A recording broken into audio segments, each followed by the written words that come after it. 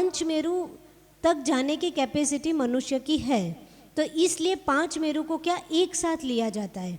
ऊपर से देखोगे तो ये 5 मेरु ऐसे इस तरह से दिखेंगे, ठीक, पर उसका मतलब ये नहीं है कि पांचों मेरु अपने यहाँ है। अपने यहाँ सिर्फ जम्बू द्वीप के सेंटर में अपन ने देखा था ना सुदर्शन मेरु, वो है। उसकी हाइट कितनी है? 1,40,000 योजन, राइट। और बाकी 4 सेम दिख रहे हैं, आप देख लेना। ये 5 मेरु है, उसमें बीच का पर्वत क्या है? बड़ा है, ठीक, और बाकी 4 की हाइट सेम है। तो उसका मतलब सुदर्शन मेरु सबसे बड़ा है, बाकी जो 4 पर्वत है उसकी हाइट क्या है? सेम है, पर इससे छोटे हैं। अब कितने छोटे वो आगे की जयमाला में समझ में आएगा। तो पहला तो समझ में आ गया, पहला जो छंद है, प्रथम सुदर्शन स्वामी यानी सेंटर, फिर विजय, अचल, मंदर और विद्युन्माली नाम पंच मेरु जग में प्रकट, पांचों मेरु जग में क्या है? विख्यात है। नेक्स्ट, ये नाम लिखे हुए थे, देखो, सुदर्शन, विजय, अचल, मंदर और विद्युन्माली।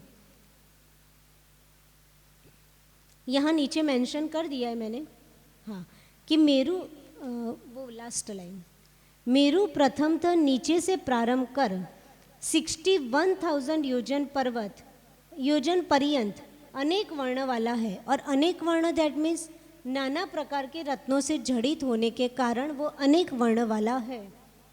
और इससे ऊपर मेरु का वर्ण स्वर्ण सदृश है, यानी जो भी डायग्राम बना है वो एग्जैक्ट जैसा लिखा है। कितना लिखा है? 61,000। टोटल कितना है? 1,40,000 योजन सुदर्शन मेरु का, राइट। और ये जो है वो टोटल 85,000 के हैं। बाकी 4 है वो कितने के हैं? 85,000 के। और ये कितने का है? 1,40,000 योजन। तो 61,000 योजन तक कैसे कलर का है? वो अनेक प्रकार के डिफरेंट डायमंड से बना है। तो यहाँ जड़ से लेकर 61,000 योजन लगभग तक कैसा बना दिया? डायमंड्स का बना दिया। और फिर क्या बोला? इससे ऊपर मेरु का वर्ण कैसा है? तो स्वर्ण जैसा है, गोल्ड का। तो आपको यहाँ से लेके ऊपर कैसा बना दिया? गोल्ड। तो जो पंच मेरु बना रहे हैं उनको ये ध्यान रखना होगा कि लगभग हमको 61,000 योजन तक अलग अलग डायमंड्स आपको चिपकाने हैं, राइट, है ना। डायमंड्स ले आना और चिपका देना, ठीक। अब असली लाओ नकली लाओ आपकी मर्जी। और उसके ऊपर गोल्ड चिपका देना, ठीक। तो ये कलर आपको समझ में आ गया, ठीक। नेक्स्ट, सोमनाथ वन पूरा नहीं, देखो एक बार फिर से करिए तो, हाँ, ये अभी ये आपका भद्रसाल था, ये नंदन, ये सोमनाथ पूरे तक डायमंड नहीं है, क्योंकि सोमनाथ वन तक तो 62,500 योजन हाइट है और अपने यहाँ कितना बोला है? 61,000। तो थोड़ा सोमनाथ वन कम हो जाएगा, फाइन, हाँ, ठीक। नेक्स्ट, अभी सब क्लियर हो जाएगा जयमाला में, खाली कलर बता दिया। अब सुदर्शन मेरु की कुल ऊंचाई, तो कुल ऊंचाई हमको पता है 1,40,000 योजन, वो मील में कर दिया है। चूलिका कितने की है? 40 योजन की चूलिका है। और चूलिका यानी जो ब्लू कलर की दिख रही है, वैडूर्य मणि से बनी होती है, ब्लू कलर के ऊपर दिख रही है, वो क्या कहलाती है? चूलिका। वो सिर्फ 40 योजन की है। और बाकी पर्वत कितने का है? 1,00,000 योजन का। उसकी जड़ कितने में? 1000 योजन में क्या है? उसकी जड़ है। तो आप समझिए 1,40,000 योजन का पर्वत है, उसमें 40 योजन की चूलिका हो गई। अब कितना बचा? 1,00,000 योजन। 1,00,000 योजन में 1000 योजन क्या है? पर्वत की जड़। कोई भी जैसे बिल्डिंग भी बनाते तो उसका फाउंडेशन होता है, राइट। तो इतना बड़ा पर्वत है, उसकी जड़ कितने योजन की है? 1,000 योजन की। तो 1,000 ये गए, 40 वो गए, तो कितने बचे? 99,000 बचे। तो पर्वत कितने का है जो हमको ऊपर से दिख रहा है? वो कितना है? 99,000। 1,000 की जड़ तो 1,00,000 हो जाएंगे, और 40 योजन की चूली का तो 1,40,000, ठीक है। तो समझ में आ गया ये सबको? बिंड आया, ठीक। नेक्स्ट, ठीक, अभी मैथ्स रहने दो, फिर कभी पढ़ाएंगे, पहले काम का पढ़ लीजिए। नेक्स्ट, हाँ, ये ओवरऑल एक चार्ट बना दिया है कि मेरु पर 4 वन है। सुदर्शन मेरु अथवा कोई भी मेरु पर कितने वन हैं? 4 वन। ये बहुत इंटरेस्टिंग है, राइट। हम कितने सालों से पूजा कर रहे हैं, तो हमको समझ में आना चाहिए। और बहुत कोई टफ नहीं है, ना नंदीश्वर द्वीप टफ है ना पंचमेरू, पर हम समझे भी ना पूजा करते तो इतने हमारे भाव नहीं बनते। तो आराम से आज समझ लीजिए, मेरू पर टोटल कितने वन हैं? 4 वन। पहले वन का नाम क्या है? भद्रसाल वन। क्या नाम है? भद्र। दूसरे वन का नाम क्या है? नंदन वन। तीसरे वन का नाम क्या है? सौमनस वन। और चौथे वन का नाम क्या है? पांडुक वन। ये जो लिखा है कहाँ से कहाँ कितने योजन ऊपर, वो अपन आगे जयमाला के साथ समझ लेंगे, तो ये अपने आप क्लियर हो जाएगा। नेक्स्ट, ठीक। अब जो पूरा मेरू अपन ने अभी देखा था, उसको यहाँ क्या कर दिया? पूरा कट कर दिया। यहाँ अपन धीरे धीरे बनाएंगे। जो पूरा दिख रहा था ना, उसको हम जमीन पर आ गए। अब जमीन से लेके कैसे कैसे रचना बनेगी और किस तरह से 1,40,000 योजन का मेरू बनेगा, वो साथ साथ में जयमाला भी चलेगी और मेरू भी बनता जाएगा और एंड में पूरा मेरू बन जाएगा। ठीक, तो अपन स्टार्ट करते हैं। दूसरे नंबर का चरण। प्रथम सुदर्शन मेरु विराजे, भद्रसाल वन भूपर छाजे, चैत्यालय चारों सुखकारी, मन वच तन कर वंदना हमारी। ठीक, क्या बोला? प्रथम सुदर्शन मेरु विराजे। 5 मेरु में से पहला कौन सा है? सुदर्शन मेरु। भद्रसाल वन भू पर छाजे, उसके नीचे भू यानी जमीन, ठीक है, भू यानी जमीन, और जमीन पर कौन सा वन है? भद्रसाल वन, जो पहले नंबर का वन है। तो ये क्या है? भद्रसाल। एक ग्रीन कलर का दिख रहा है, वन यानी जंगल, राइट। तो वो ये ग्रीनरी दिख रही है, वो कौन सा वन है? भद्रसाल वन। तो भद्रसाल वन कैसा है? तो जैसे काजू कतली होती है ना, काजू कतली का सेब कैसा होता है, वैसा भद्रसाल वन का सेब है। हमको कैसा भी नहीं बनाना है। कैसा बनाना है? देखो आप, जैसे यहाँ से लेके यहाँ ऐसे बिल्कुल काजू कतली के आकार का है। तो आप जो भद्रसाल वन बनाओ वो वैसा बनाना है। तो प्रथम सुदर्शन मेरु विराजे, भद्रसाल वन भू पर छाजे। जमीन पर कौन सा वन? भद्रसाल वन। चैत्यालय चारों सुखकारी, चारों दिशा में क्या है? चैत्यालय है। मन वच तन कर वंदना हमारी, और चारों दिशाओं के समस्त अकृत्रिम चैत्यालयों में विराजमान समस्त अकृत्रिम प्रतिमाओं को हम क्या करते हैं? मन वचन काय से बारंबार वंदना करते हैं।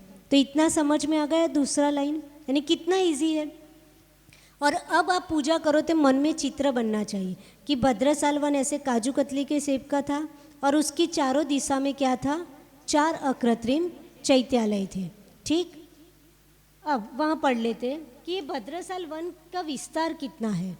तो पृथ्वी तल पर प्रारंभ में मेरू पर्वत का विस्तार 10,000 योजन है। कितना विस्तार है? 10,000 योजन, जो ऊपर क्रमशः घटता गया है। मेरू ऐसा स्ट्रेट नहीं है ना, थोड़ा थोड़ा आगे जाते जाते घटता जाता है, और इतना घटता जाता है कि नीचे 10,000 योजन है और ऊपर जाते जाते 1,000 योजन रह जाएगा। जब हम पांडुक वन में पहुंचेंगे टॉप पर, वहाँ उसका विस्तार कितना हो जाएगा? 1,000, और नीचे जो मेरू पर्वत है उसका विस्तार कितना है? 10,000। ठीक, इनमें भद्रसाल वन पृथ्वी पर तथा शेष 3 वन मेरू की 3 कटनियों पर है। टोटल 4 वन थे। कौन कौन से? भद्रसाल, नंदन, सौमनस और पांडुक। भद्रसाल वन जमीन पर है, बाकी तीनों वन क्या है? कटनी पर। कटनी क्या? जो सतना के पास है कटनी, वो नहीं। कटनी का मतलब कल आप ध्वजारोहण करोगे, है ना, नेशनल फ्लैग है, ठीक है। तो उसके लिए आपने देखा कैसा बनाया जाता है? पहले नीचे एक बड़ा, फिर उसके सेंटर में एक छोटा, उसके सेंटर में एक छोटा, फिर क्या होता है? वो ध्वजा का दंड लगता है ना। तो जो बड़ा था उसके ऊपर जो छोटा बनाया, तो उसके आजू बाजू में जो गैप थी, राइट, उसको क्या बोला जाता है? कटनी। और जो ये वन है वहाँ पे भी क्या है? नीचे तो चलो चारों दिशा में, यहाँ मेरू था यानी सुमेरु की नीचे का एरिया 10,000 योजन का था, तो उसकी 4 दिशा में 4 चैत्यालय हो गए। लेकिन पर्वत वैसा का वैसा ऊपर जाएंगे तो चैत्यालय कहाँ रहेंगे? तो जो वन मिलेगा वो क्या होगा? वहाँ पर्वत कटेगा चारों दिशा में, और कटेगा तो क्या बन जाएगी? कटनी बनेगी, बनेगी ना वो एरिया गोल, और वहाँ पे 4 चैत्यालय हो पाएंगे। तो यहाँ क्या लिख दिया, 3 कटनी पर 3 वन है और नीचे क्या है, जमीन पर 1 वन है। ठीक, थोड़ा ऊपर करिए। हाँ, भद्रशाल आदि वनों के बाह्य और अभ्यंतर दोनों पार्श्व भागों में स्वर्णमय वेदियाँ है। यानी भद्रशाल आदि से लेके चारों वन समझ लेने का। और वेदी का मतलब होता है, अपन जैसे बोलते हैं बाउंड्री वॉल, उसके लिए आगम में कौन सा शब्द दिया है, वेदिया दिया है, जगती दिया है, राइट, परकोटा दिया है। कोई भी शब्द आए तो उससे आपको क्या समझना है कि जैसे बाउंड्री वॉल। तो यहाँ भद्रशाल वन के बाह्य और अभ्यंतर दोनों पार्श्व भागों में स्वर्णमय वेदियाँ है जिनकी चौड़ाई आधा योजन है। आधा योजन उसकी क्या है, चौड़ाई है। और गाद, गाद का मतलब होता है नींव, ठीक है, नींव कितनी, 1/4 योजन है। और घंटा जालों से अलंकृत उत्तम तोरणों से सहित बहुत द्वार वाली है। यानी जो बाउंड्री है वो बहुत सारे उसमें क्या बने हैं, गेट बने, बहुत द्वार बने, तोरण द्वार बने हैं। तोरण द्वार यानी आपने नवकार मंदिर देखा होगा, तो जो बाहर का जो एरिया है ना, जैसे पीछे भगवान जी की वेदी है और आगे जो ऐसा बना है ना, उसको क्या बोला जाता है, तोरण द्वार, राइट, उसको तोरण द्वार बोला जाता है।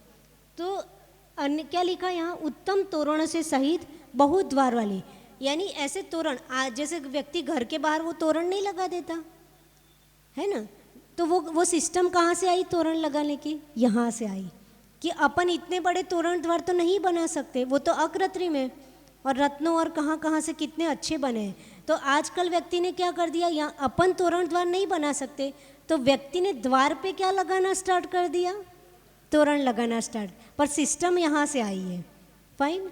और नवकर मंदिर में बहुत अच्छा बना है तोरण द्वार, पीछे वेदी आगे ऐसे बना हुआ है, उसको तोरण द्वार कहते हैं।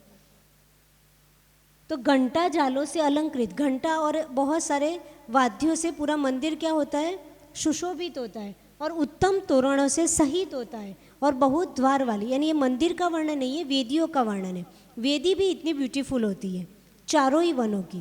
ठीक, हाँ, भद्रशाल वन की चौड़ाई, तो भद्रशाल वन है, ये जो भद्रशाल वन है, पूर्व में 22,000 योजन, पश्चिम में 22,000, तो कितना हो गया, 44,000, ठीक है।